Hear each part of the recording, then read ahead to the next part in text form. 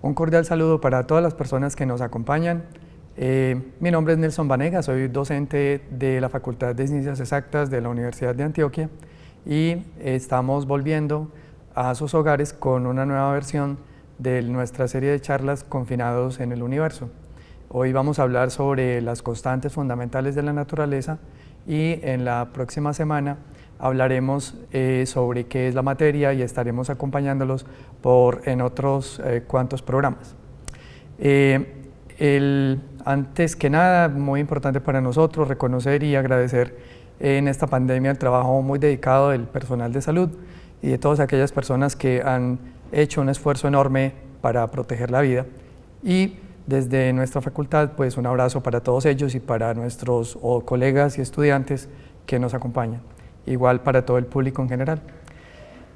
El motivo de nuestras charlas ha sido pues hacer una divulgación de aquellas corrientes de pensamiento, de aquellas ideas, conceptos y teorías que consideramos muy valiosas para aproximarnos a entender la naturaleza, a modelarla y a poder hablar y discutir sobre ella con base en medidas, experimentos y con base en todo nuestro conocimiento adquirido a lo largo de muchos siglos.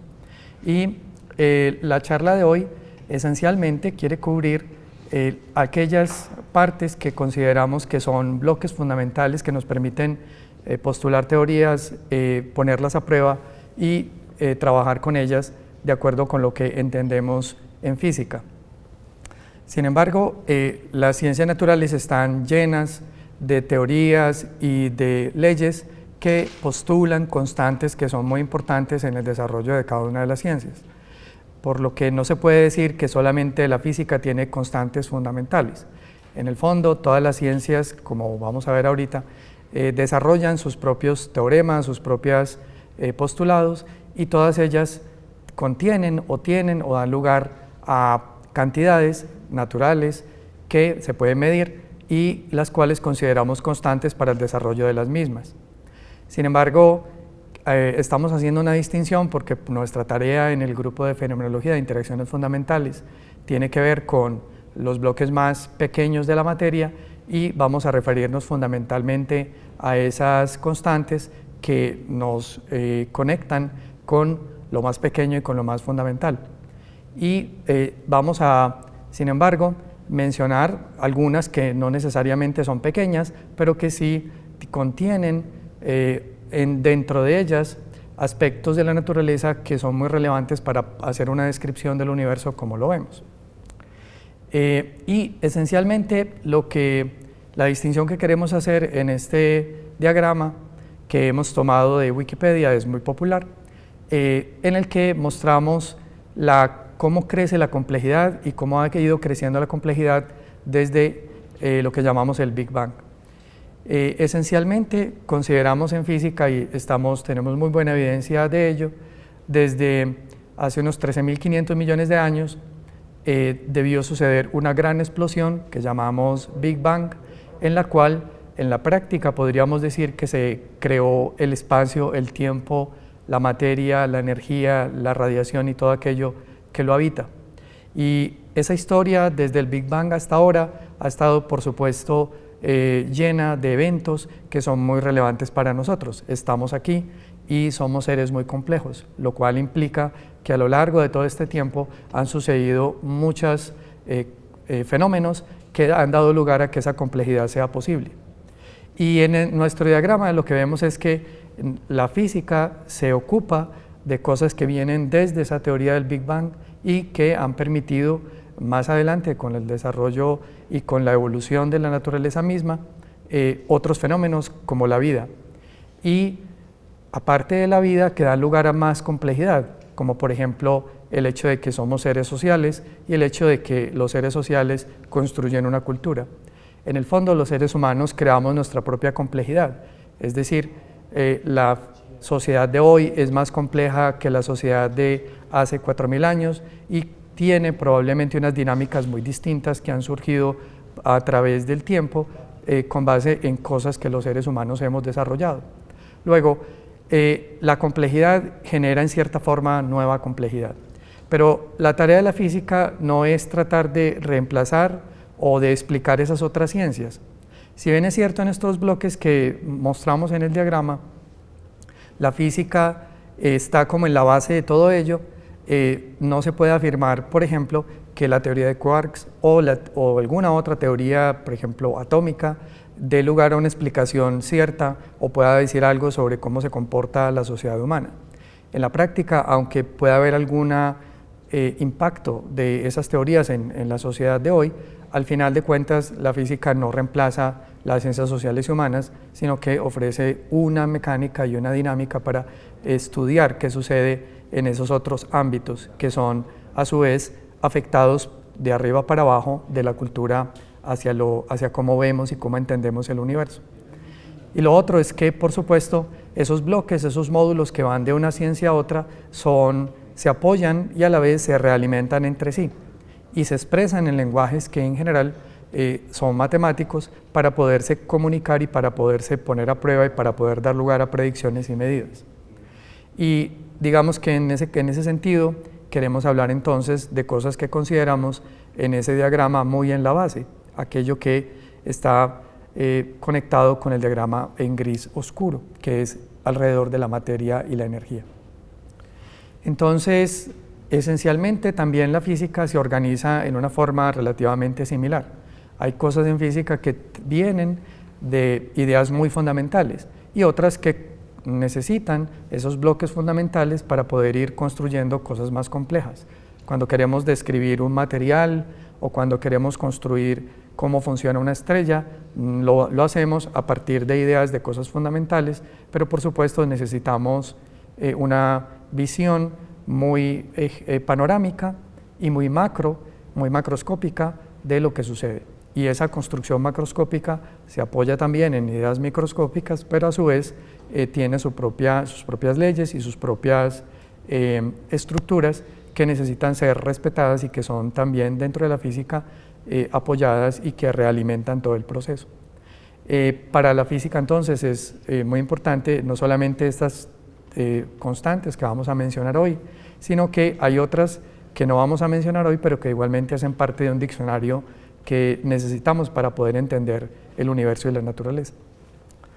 En ese sentido, entonces vamos a definir como que fundamental son aquellas constantes, aquellas cantidades que no pueden ser calculadas, que no pueden ser aproximadas o predichas por ninguna otra teoría y que no, no sufren cambios porque otra teoría se vaya a reformular. No quiere decir que sean las últimas y que sean definitivas en cierta forma. Lo que queremos decir es que, dado que la física se ocupa de conceptos muy básicos, en esos conceptos muy básicos como qué es el espacio y qué es el tiempo, o qué es la materia y qué es la energía, o cómo interactúan entre sí esas componentes, en esa discusión surgen teorías cuyos elementos contienen cantidades que no pueden ser calculadas de ninguna manera y que por lo tanto deben ser puestas dentro de la teoría, formulada matemáticamente, puestas por nosotros y a su vez, una vez si se quiere poner a prueba dicha teoría en el laboratorio o por la observación del universo, deben ser simplemente medidas. No tenemos forma de ninguna manera de, proponer una teoría que las explique en sí mismas. Ahora, no quiere decir que la física no pueda en algún momento descubrir teorías que expliquen algunas de ellas, por lo que la lista que uno propone de constantes fundamentales es una lista que podría reducirse o aumentarse dependiendo de lo que vayamos aprendiendo de la naturaleza misma. En este momento, en nuestro entendimiento de la naturaleza, hay 4 fuerzas fundamentales y esas 4 fuerzas fundamentales a su vez tienen estas constantes en juego. Pero si surgiera una explicación que necesite algo más, si por ejemplo al tratar de explicar la materia oscura surgieran teorías que requieren otra interacción o que unifican interacciones que ya tenemos, entonces muy probablemente el número de constantes pueda disminuirse. Pero para efectos de lo que estamos discutiendo, es muy importante entonces entender cuál es el papel que tienen estas constantes. Y uno de esos papeles es establecer, unas escalas.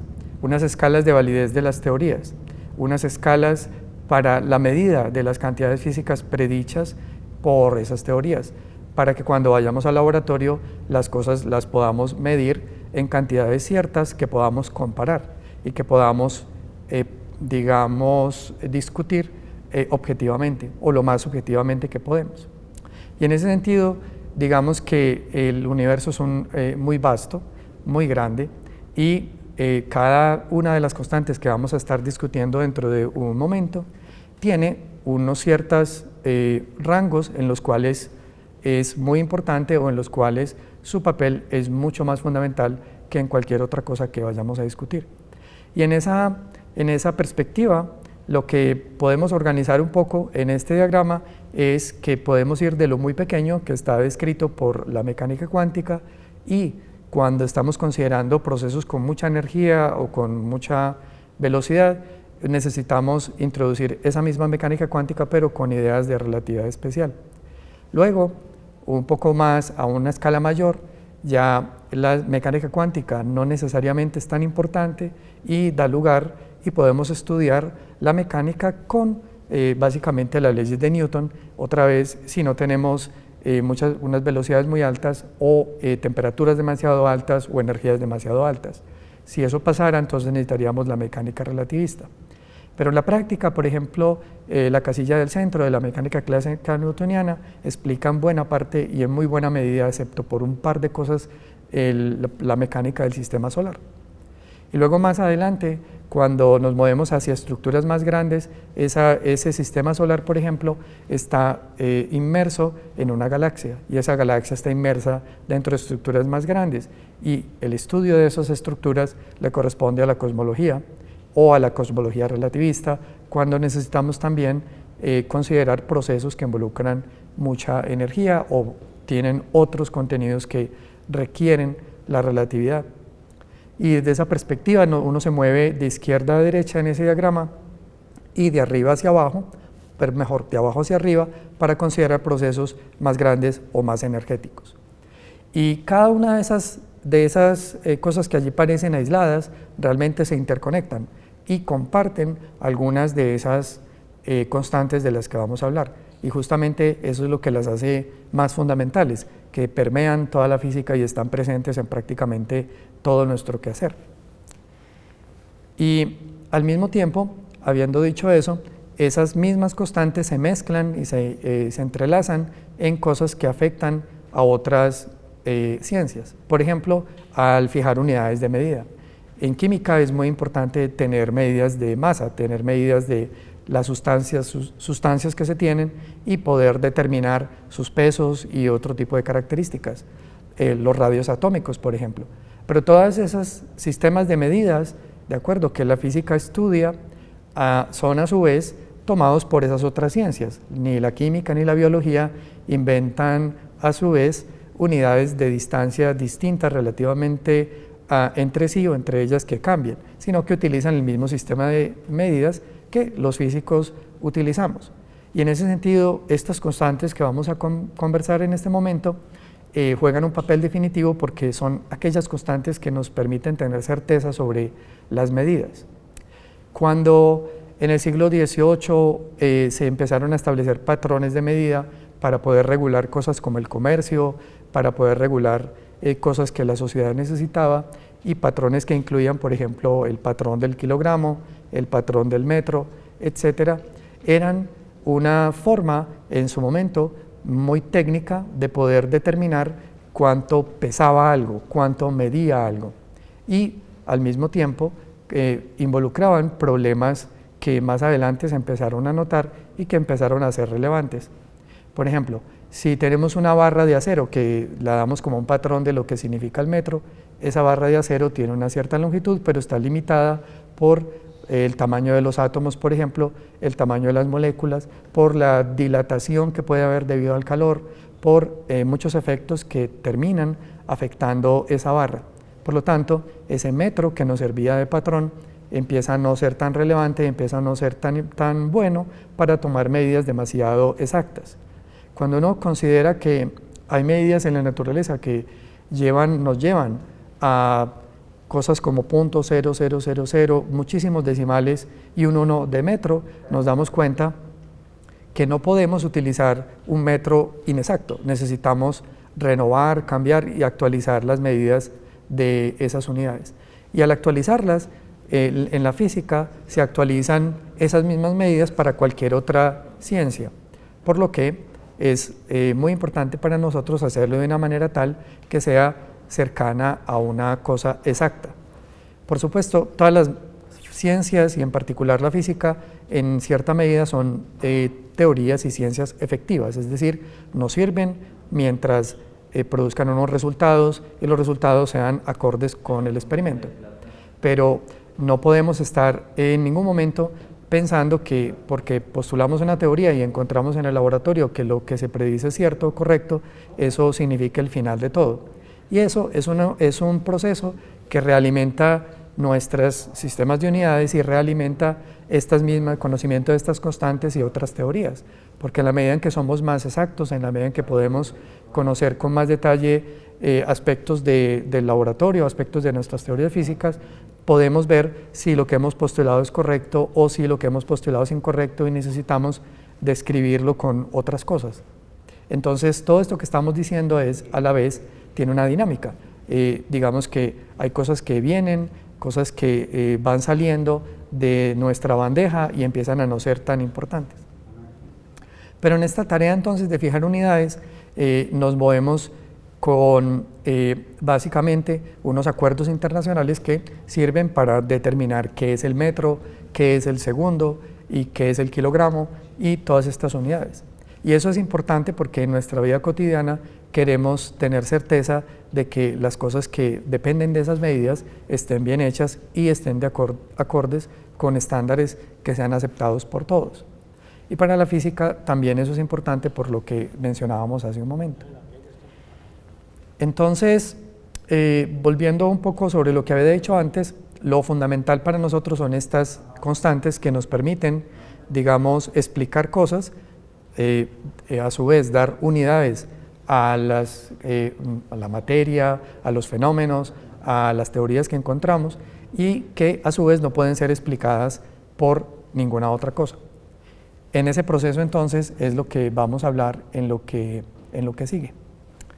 Y esencialmente nos encontramos con un conjunto de unas unidades que son las que para nosotros son más presentes y que están mucho más, digamos, funcionan, digámoslo así mejor, con mucha más presencia dentro de todas las teorías físicas y permean todo lo que nosotros construimos en física. Y sobre ellas, pues la lista no es muy larga. Esencialmente, uno empieza, por ejemplo, por la velocidad de la luz. La velocidad de la luz es una constante que estamos muy convencidos de que efectivamente es así, de que esa cantidad no ha cambiado ni a lo largo de la historia del universo, ni es distinta en alguna parte del universo a otro lugar. Es decir, que es realmente una constante universal. Y tener ese convencimiento y tener, digamos, medidas de que eso es así, resulta ser fundamental para poder postular teorías sobre el universo mismo. Ahorita hablaremos más sobre eso. En un segundo lugar, hablamos también de la constante de Newton, que es básicamente aquella constante que nos acopla, si se quiere, la materia con la gravedad, que nos dice cómo los cuerpos se atraen en el universo, cómo la Tierra es atraída por el Sol o cualquier cuerpo es atraído por la Tierra, y lo que finalmente constituye aquello que le da peso a las cosas en el entorno en que vivimos día a día. Y una teoría completamente entrelazada con ella es la teoría de la gravitación, cualquiera que nosotros tengamos a la vista. Finalmente, las otras, las vamos a ir discutiendo rápidamente ahora, nos dan igualmente una teoría o una ecuación o una idea que es muy fundamental para nosotros. La física cuántica, por ejemplo, está permeada por la constante de Planck, de la cual hablaremos ahorita, la termodinámica por la constante de Boltzmann, la electrodinámica, sea cuántica o electrodinámica clásica, por una cantidad que es la carga del electrón, y finalmente la física estadística, también la termodinámica y otras como la teoría atómica o teorías de muchos cuerpos por el número de Avogadro. Pero como decía, eso no agota todas las constantes que uno puede formular. Por ejemplo, la constante de Hubble no está en esa lista, a pesar de que es muy importante para entender la mecánica y la dinámica del universo. O la constante no constante, que llamamos constante de estructura fina, que nos sirve para poder determinar qué tan fuerte es la fuerza eléctrica y magnética. Y para entrar un poquito más en materia o extender un poquito esa lista, decimos lo siguiente: entre las teorías que consideramos más próximas o mejores en este momento, hay 22 constantes que necesitamos poner y que no podemos calcular de otras teorías ni las podemos asimilar a cosas ya existentes. Esas que mencioné ahora y cuya lista ya vimos, pero otras que vienen incluidas dentro de algo que llamamos el modelo estándar de partículas elementales y que nos da una descripción de cómo se organizan e interactúan los bloques fundamentales de la materia. Esas otras constantes que completan esta lista de 22 tienen nombres pues, que ya se vuelven muy técnicos, como acoples de Yukawa o cosas por el estilo. Y en ellas participan algunas medidas que hay que hacer del bosón de Higgs, descubierto en 2012 en los laboratorios del CERN. Y básicamente esa lista de 22 nos da cosas tan importantes como la estabilidad de la materia. El hecho de que el quark U y D no tengan exactamente la misma masa y el hecho de que esas dos constantes, las masas que nos dan las masas de esos dos quarks, sean distintas, hace que el neutrón y el protón tengan diferente masa, siendo el protón ligeramente más liviano. Y ese ligeramente más liviano lo vuelve una partícula estable. En el fondo, el neutrón que puede decaer a un protón hace que ese protón ya no tenga hacia dónde decaer al tener una masa más pequeña y no haber niveles de energía a los cuales pueda caer después. Aunque hay teorías que postulan que puede decaer, no se ha detectado tal decaimiento. Y que el protón sea estable es finalmente algo que dice que el hidrógeno en el universo es estable. Y si el hidrógeno es estable y los protones son estables, se pueden constituir finalmente núcleos de helio y núcleos más complejos. Y por lo tanto, constituimos la materia como la podemos observar. Entonces, en esta historia que estábamos describiendo, en 2018, y usando las medidas de las constantes que se tenían para ese momento, en una conferencia de pesos y medidas se adoptó abandonar por completo ya los patrones de kilo, metro, etcétera, que se tenían desde hacía siglos. El último en abandonarse fue el kilogramo y en la práctica se reemplazó por algo que se llama algo así como el kilogramo cuántico y que básicamente es una medida de la masa, pero no establecida con base en la comparación con un patrón existente que era este patrón que existía en París, sino con experimentos que se pueden reproducir en cualquier laboratorio siempre y cuando obviamente se tengan los equipos y demás. Y eso permite que todo laboratorio o todo científico o todo país pueda tener su propio centro de calibración utilizando los experimentos y las constantes que se han medido con experimentos muy arduos a lo largo de los siglos. Entonces, volviendo un poco, esas medidas y constantes se relacionan entre sí. Por ejemplo, con la C, a la izquierda arriba, asociamos el metro. Con C es la velocidad de la luz. Con la constante de Planck, asociamos la medida del kilogramo. Con el número de Avogadro asociamos la medida de lo que es una mol. Con la constante de Boltzmann, que es una K, asociamos el grado Kelvin. Y para dar cuenta del ampere, que es una medida de corriente eléctrica, utilizamos la carga del electrón. Y básicamente hay una medida más, que es la de la candela, que es básicamente una medida de luminosidad, de la cual sí no vamos a hablar mucho, pero que igual hace parte como del sistema internacional de medidas. Y de ellas, una que nos interesa mucho es la primera de ellas, que era un delta nu CS. Es básicamente la medida del tiempo. La medida del tiempo que viene y en el momento se hace a partir de cosas como relojes atómicos. Esos relojes atómicos usan diferentes materiales, pero digamos la definición se ha hecho con base en una transición, la frecuencia de una transición que se sucede en un átomo de Celsius 133. Y finalmente entonces la velocidad de la luz, y por eso aquella idea de que la velocidad de la luz se relacionaba con el metro, es que si tenemos una medida de esa frecuencia, tenemos una medida de tiempo muy precisa, y utilizando la velocidad de la luz, que es una constante, el metro entonces resulta simplemente por la distancia que viaja la luz, siempre y cuando haya pasado una cierta cantidad de tiempo medida por esos relojes.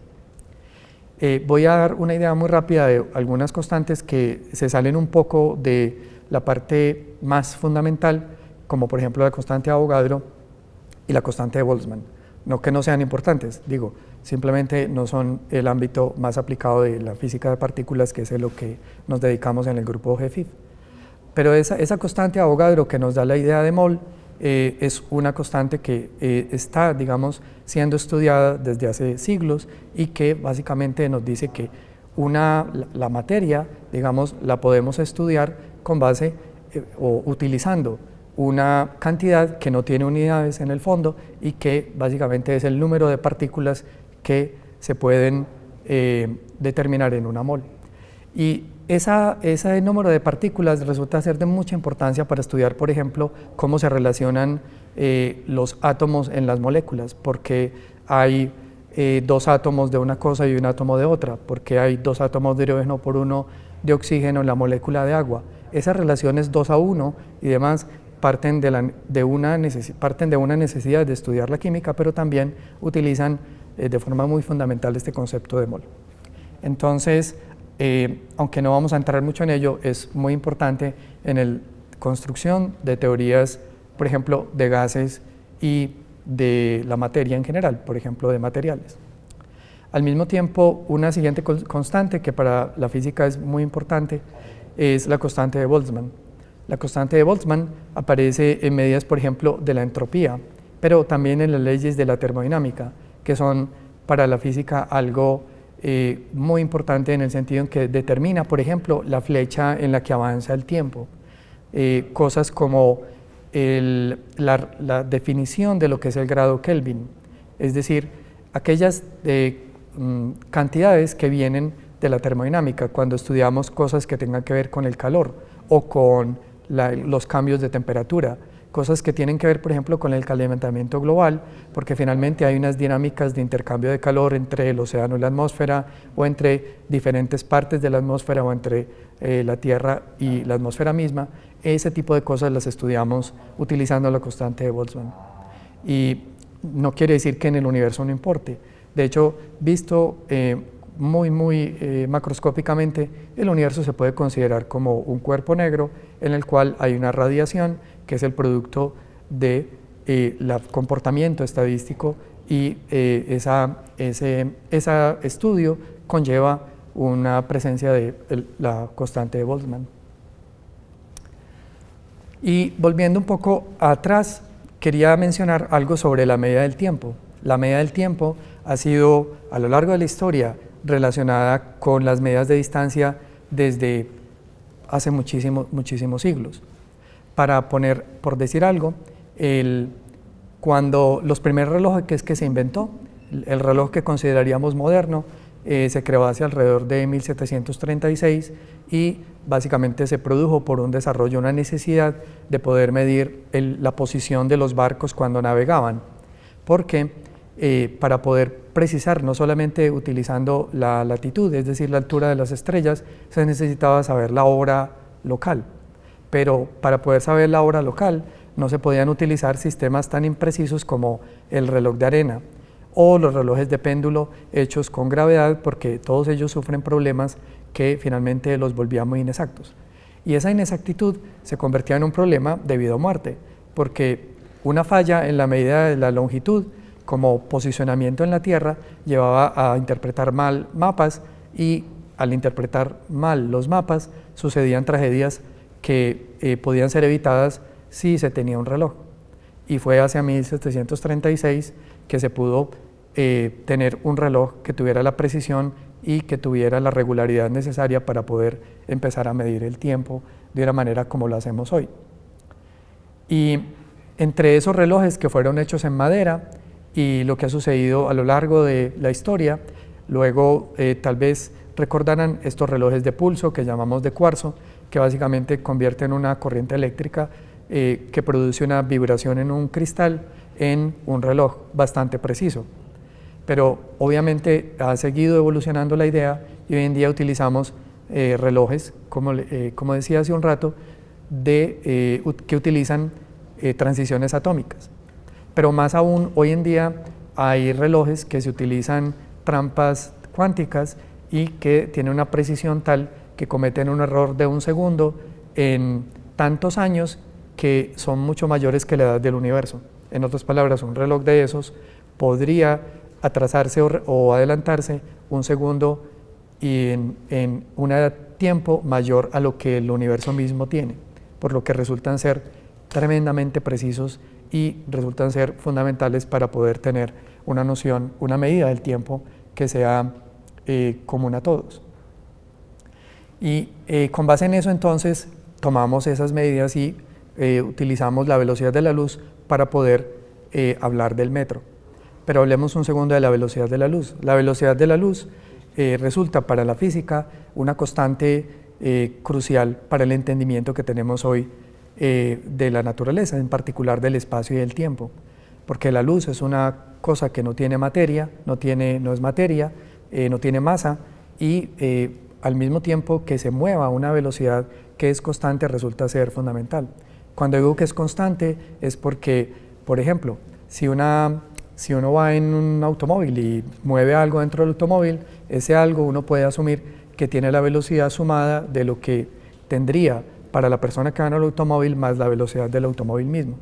Pero las partículas fundamentales nos han mostrado que cuando las cosas se mueven a muy alta velocidad, la luz, aún así, que es emitida por esas partículas, se desplaza a una velocidad c, independiente de cuál era la velocidad del emisor.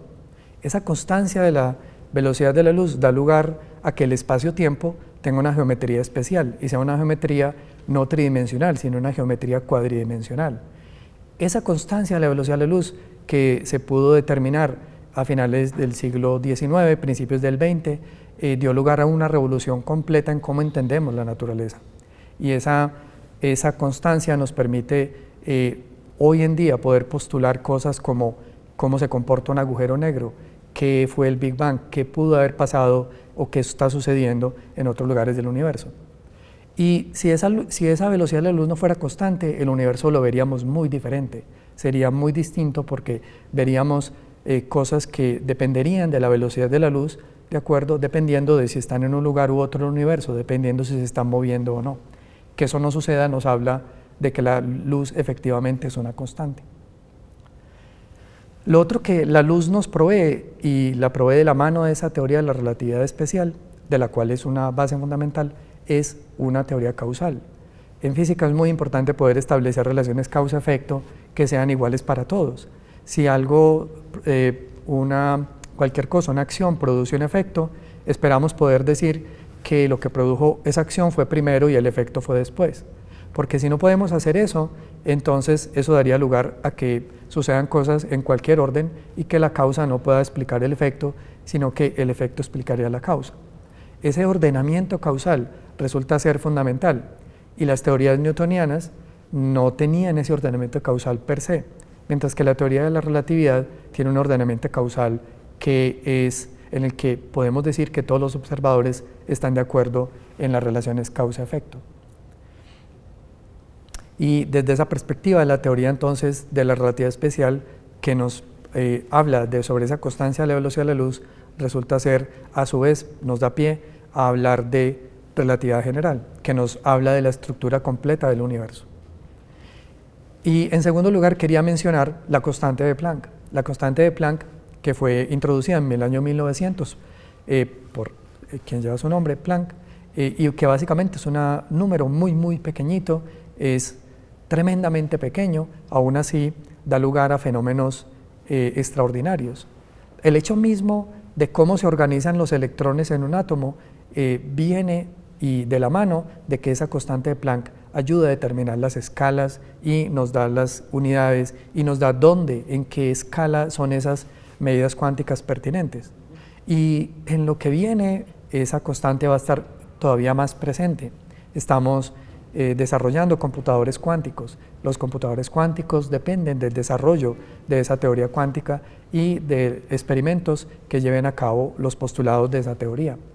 Y todos ellos, están permeados por esta constante. Si esta constante fuera cero, no habrían fenómenos como los que vemos. Si esa constante fuera más grande, los fenómenos también serían muy diferentes.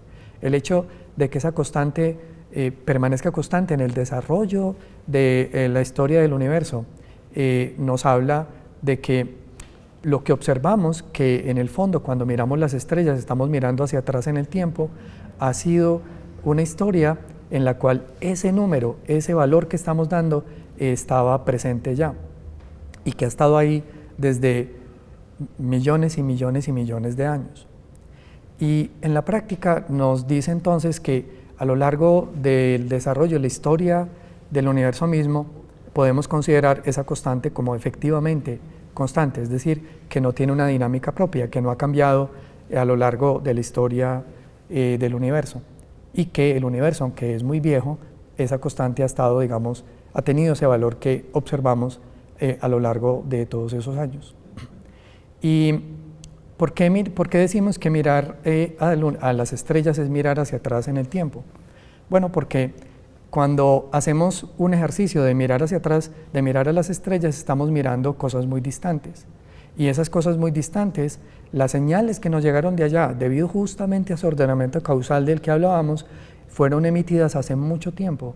Por lo tanto, si observamos cosas como que hay hidrógeno a miles de millones de años luz o a millones de años luz, estamos hablando de que hace millones y millones y millones de años había hidrógeno y funcionaba como el hidrógeno funciona hoy. Y esas moléculas o esos átomos que en la práctica podemos describir utilizando esta constante de Planck, funcionaban igual en ese momento y funcionan igual en lugares muy lejanos de nosotros hoy en día. Por lo que tenemos una noción de que a lo largo de toda la historia del universo esa constante ha estado allí. La otra constante que utilizamos en física y de la cual hacemos uso constantemente es de la carga del electrón. Y efectivamente es un número muy pequeñito, otra vez, es 0.000, 19 ceros, 18 ceros y un 1, y eso es extremadamente pequeño. Sin embargo, es un número muy misterioso por muchas razones. Primero, aunque es muy pequeño, da lugar a cosas que uno no espera. Por decir algo, cuando uno hace estos experimentos en casa de tomar pequeñas limaduras de, qué sé yo, papel aluminio y producir con fricción algo que esperemos funcione, es decir, que podamos atraer esas partículas de aluminio, una cosa que para nosotros resulta fundamental allí es que ya no funcionó porque obviamente la naturaleza no hace lo que quiere cuando uno necesita, pero en fin, yo creo que todos han hecho el experimento y los dejo simplemente que cada uno lo intente hacer por su cuenta. El hecho es que cuando hacemos esos experimentos con electrostática, estas pequeñas partículas que ponemos básicamente levitan, son atraídas hacia arriba por algo tan pequeño como un peine. Y uno se pregunta, ¿por qué? Bueno, una razón es la carga eléctrica. Cuando frotamos, estas cosas pierden cargas eléctricas. Al hacer esto, cargas eléctricas se transfieren del plástico al material de este peine y esa transferencia hace que haya una carga neta después. Pero con ese pequeño trabajo, cuando logramos que estas partículas leviten, cuando se levanten, estamos venciendo la gravedad. Pero si ustedes lo piensan bien, hay un planeta entero gigantesco debajo de nosotros. Todo ese planeta, que son millones y millones y millones de kilogramos, de acuerdo, logra mantener esas partículas, esas pequeñas limaduras pegadas y hacerlas caer. Sin embargo, solamente con frotar y arrancar unos electrones de una cosa como un peine, logramos levantar esas partículas, lo cual implica que, aunque la carga eléctrica es muy pequeña, la fuerza eléctrica en el fondo es muchísimo más grande que la fuerza gravitacional. Y es por eso que integramos esa carga eléctrica y el estudio de la electrodinámica es algo fundamental para nosotros. Entonces, eso nos da una medida de lo que consideramos es la relación entre la fuerza de la gravedad y la fuerza eléctrica en términos de cuál es más fuerte que cuál. Y la otra cosa que es muy extraña para nosotros es por qué la carga eléctrica está cuantizada. No hay una idea clara de por qué las partículas libres que encontramos en el universo tienen esa carga eléctrica o múltiplos de esa carga eléctrica y no fracciones de esa carga eléctrica. Es decir, no encontramos en la naturaleza nada que tenga la mitad de esta carga, ni un tercio de esta carga libre, es decir, que podamos detectar en solitario.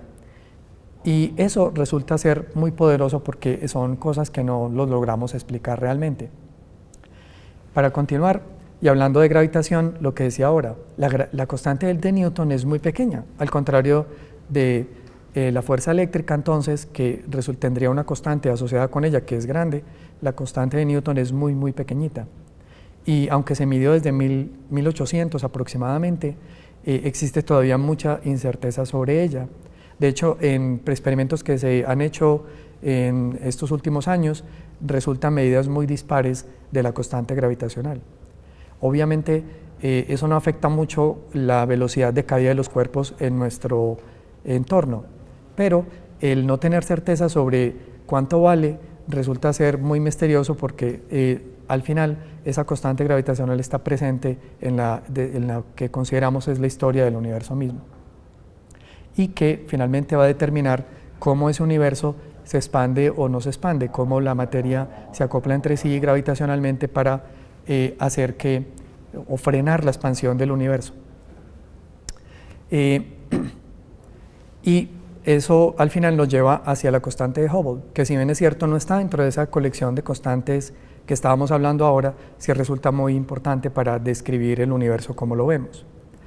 Lo que nos da la constante de Hubble es a qué rata el universo se expande. Para dar una idea muy rápida de qué estamos hablando, voy a inflar un globo que tiene unos pequeños puntos. Si ustedes observan, estos puntitos están relativamente cercanos entre sí. Y uno puede pensar el universo como un espacio-tiempo que es a su vez curvo. Y la curvatura puede ser asociada, como un ejemplo muy sencillo, con la superficie de este globo que vamos a inflar. Y lo que resulta interesante es que a medida que este globo se infla o se desinfla, los puntos que estaban muy juntos entre sí empiezan a estar cada vez más separados. Y si consideramos el universo como eso, un espacio-tiempo curvo, en el cual la materia podrían ser estos puntos, esos podrían ser clústeres de galaxias, esos clústeres se están separando entre sí, porque de alguna manera el universo evoluciona. Y observamos que ese agrandamiento del universo, esa expansión, nos haría ver que cada punto de estos, como es una cosa continua, se está alejando de nosotros. La rata a la que esas cosas se alejan está dada por la constante de Hubble. Y esa constante de Hubble todavía es un misterio en cierta forma porque tenemos diferentes medidas hechas por diferentes experimentos en diferentes regímenes. No estamos completamente ciertos de cuánto exactamente vale. Finalmente, descubrimientos como las ondas gravitacionales que se hicieron no hace mucho tiempo nos pueden ayudar a tener más certeza sobre su valor. Y ese esencialmente era nuestra colección de constantes en el universo. Y básicamente, cerrando un poco la conversación, lo que hemos tratado de demostrar es que en la naturaleza existen unos valores que tienen para la física un valor muy importante, pero que también determinan por qué el universo es como lo vemos, por qué no se comporta de otra manera, por qué si miramos en una dirección y a pesar de estar mirando cosas que son muy diferentes entre sí, son muy parecidas, porque si miramos una galaxia que está a miles de millones de años luz, puede parecer igual en la práctica a como es nuestra propia galaxia, o como nuestra propia galaxia no tiene nada muy distinto a como es galaxias otra vez como Andrómeda, que no está tan lejos, pero que es completamente independiente de nosotros.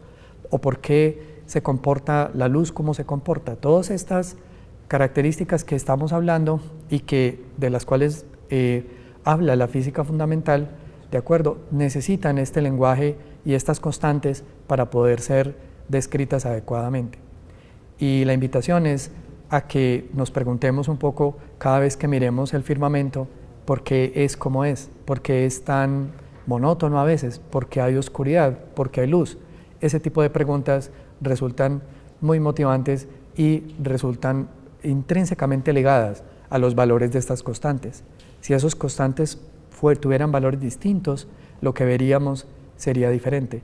El hecho de que estemos aquí resulta muy sugestivo de que los valores que tienen dan lugar a que pueda haber cosas complejas como la vida, como la sociedad y como el universo mismo. Queremos invitarlos a las siguientes charlas que vienen después de esta y que tienen que ver con por qué la materia tiene masa, otras sobre simetrías en la naturaleza y finalmente más adelante un conversatorio sobre todas estas ideas juntas con mis colegas José David Ruiz y Olga López, que con el Instituto de Física nos dedicamos a estudiar temas como estos. Todos estos programas pueden ser seguidos a través de los canales institucionales, bien sea en YouTube u otros que la universidad dispone para su material audiovisual y para nosotros sería muy valioso que ustedes nos acompañaran en las siguientes semanas. Gracias.